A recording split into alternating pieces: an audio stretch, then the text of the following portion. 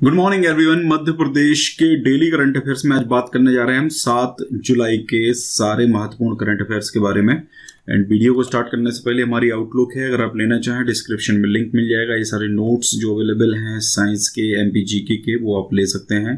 ये कुछ पुराना कंटेंट है करंट अफेयर का, 2018 से लेकर 2020 तक कंटेंट है, वो आप चाहें तो ले सकते हैं। देखिए, कल 2 प्रश्न हमने पूछे थे कि मध्य प्रदेश के किस शहर में तानसेन का मकबरा स्थित है। तो इसका जो सही आंसर है वो है ग्वालियर, और यहाँ पर तानसेन समारोह का भी आयोजन किया जाता है।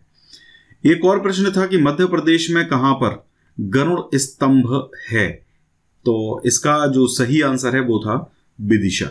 देखिए, यहाँ पर रिंकू गुर्जर ने इसका आंसर किया है। 2 मैंने सिलेक्ट करे हैं कमेंट जो मुझे अच्छे लगे हैं।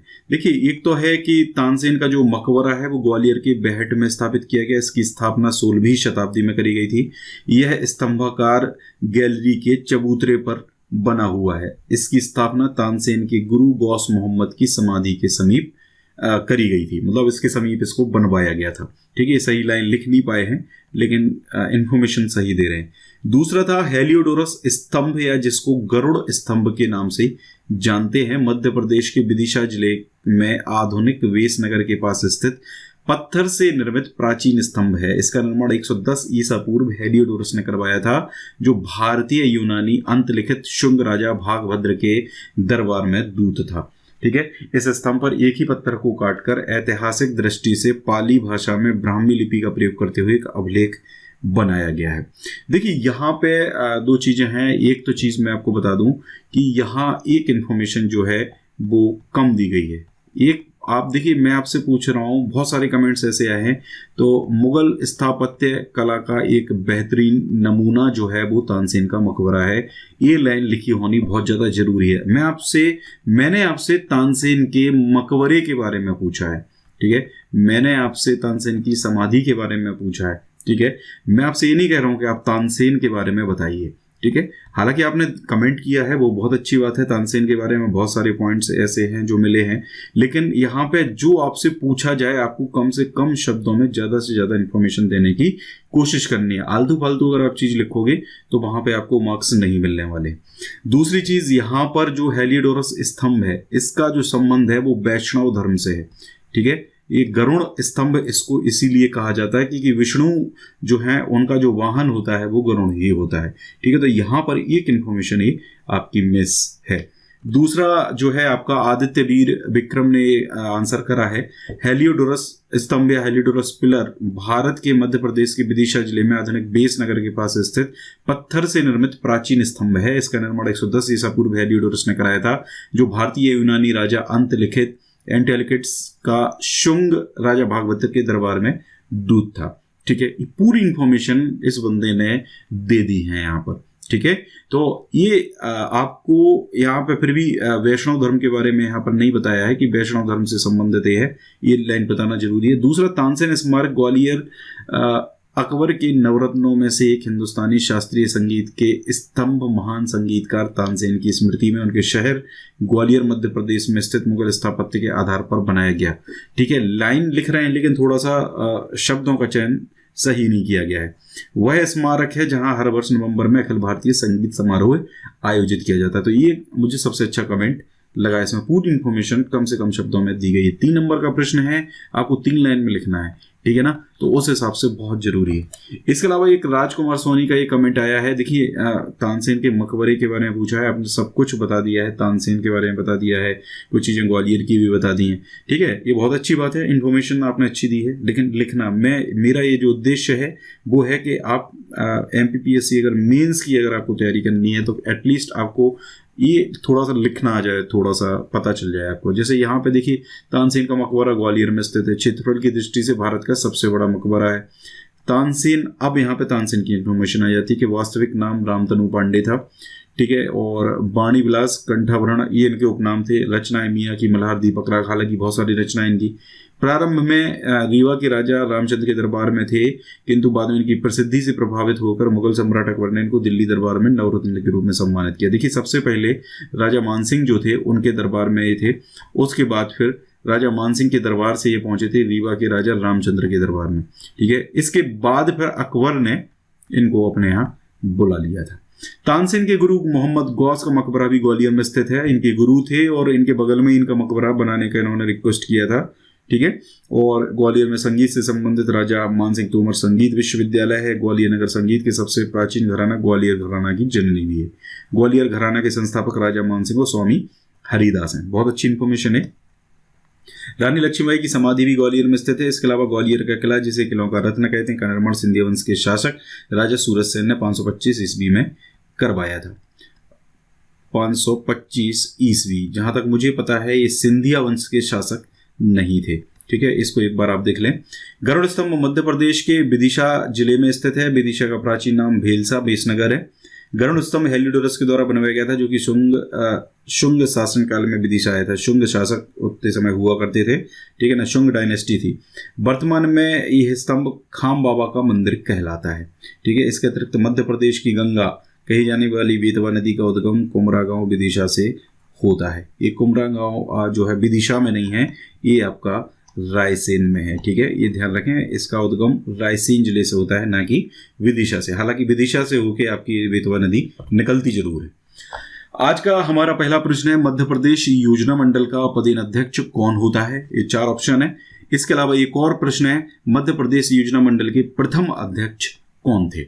ये 2 प्रश्न आपको 3 नंबर का क्वेश्चन है आपके लिए, इसमें आपको बताना है। दूसरा प्रश्न है, मध्य प्रदेश के किस जिले को भारत का इथोपिया कहा जाता है? 4 ऑप्शन है, श्योपुर, सिवनी, सतना और झाबुआ।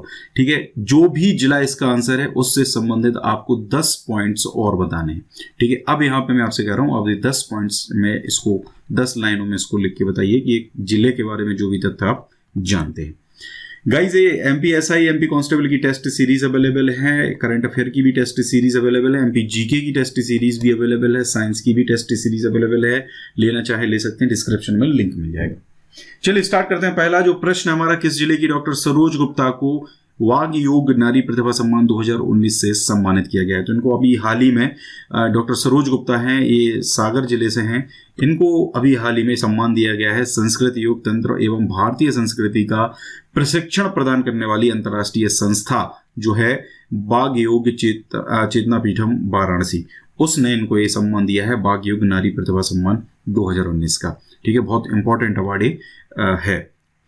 हिंदी साहित्य और शिक्षा के क्षेत्र में उल्लेखनीय योगदान के लिए जो संस्था के संस्थापक हैं, महोपाध्याय आचार्य भागीरथ प्रसाद त्रिपाठी वागीश शास्त्री, इन्होंने 3 जुलाई 2020 को देश के अलग अलग राज्यों की 11 विदुषियों को यह सम्मान प्रदान किया, जिसमें मध्य प्रदेश से यह सम्मान जो है वो सागर जिले की डॉक्टर सरोज गुप्ता को दिया गया है।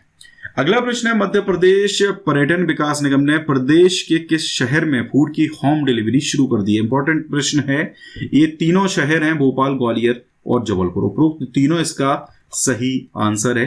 ये 3 शहरों में फूड की होम डिलीवरी जो है वो शुरू कर दी गई है मध्य प्रदेश पर्यटन विकास निगम के द्वारा। ठीक है, ये 3 हैं आपके, भोपाल, ग्वालियर और जबलपुर। अब इसमें देखिए, पर्यटन निगम ने भोपाल में जो फूड की डिलीवरी करी है वो मिंटो हॉल स्थित रूफटॉप रेस्टोरेंट के द्वारा, ग्वालियर में जो है तानसेन रेजिडेंसी के द्वारा और जबलपुर में कल्चुरी रेजिडेंसी के द्वारा ये होम डिलीवरी की जो सुविधा है वो शुरू करी गई है। एक और इम्पॉर्टेंट पॉइंट यहाँ पर आता है जो महत्वपूर्ण है कि फूड होम डिलीवरी सर्विसेज के लिए MPT fusion food app launch किया गया है।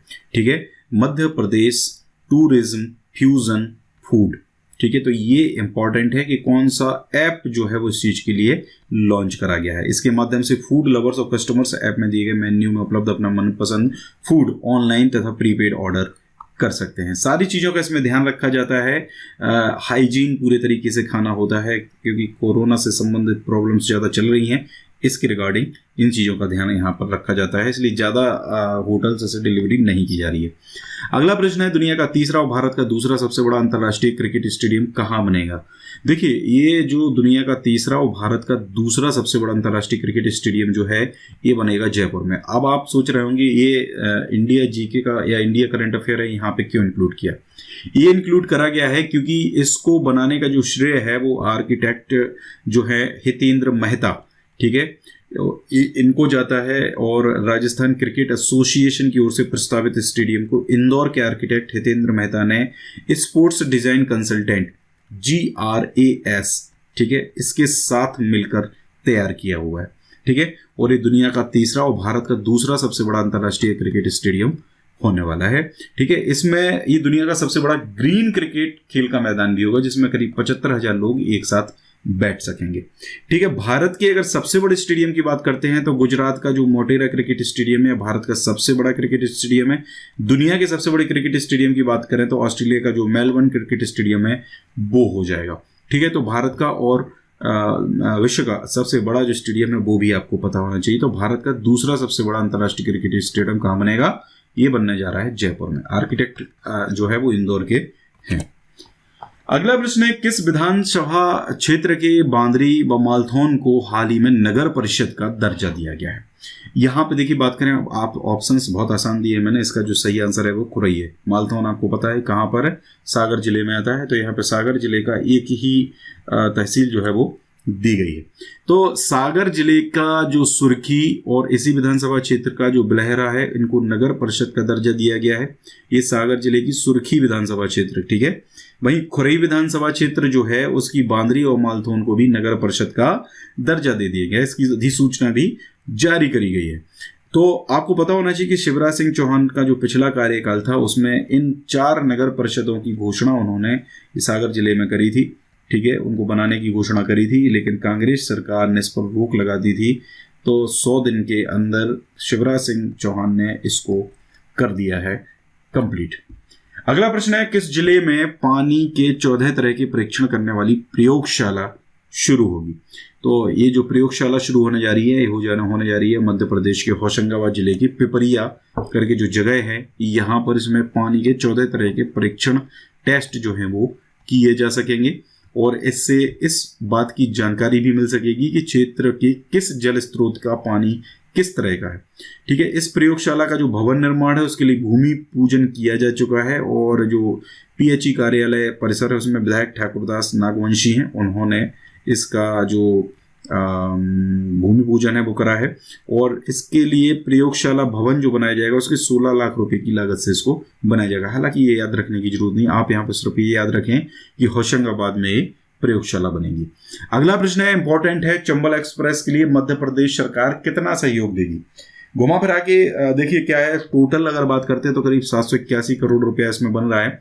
इसमें देखिए क्या क्या बनना है, तो ये चीज जान लो आप।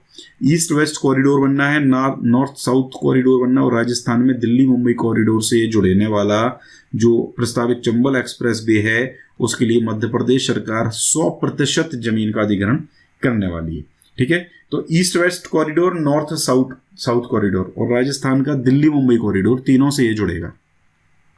इसमें जो जमीन है वो 52% जमीन है वो ऑलरेडी गवर्नमेंट की ही है, बाकी 48% का अधिग्रहण किया जाना है और ये अधिग्रहण किया जाएगा जमीन की अदला बदली से।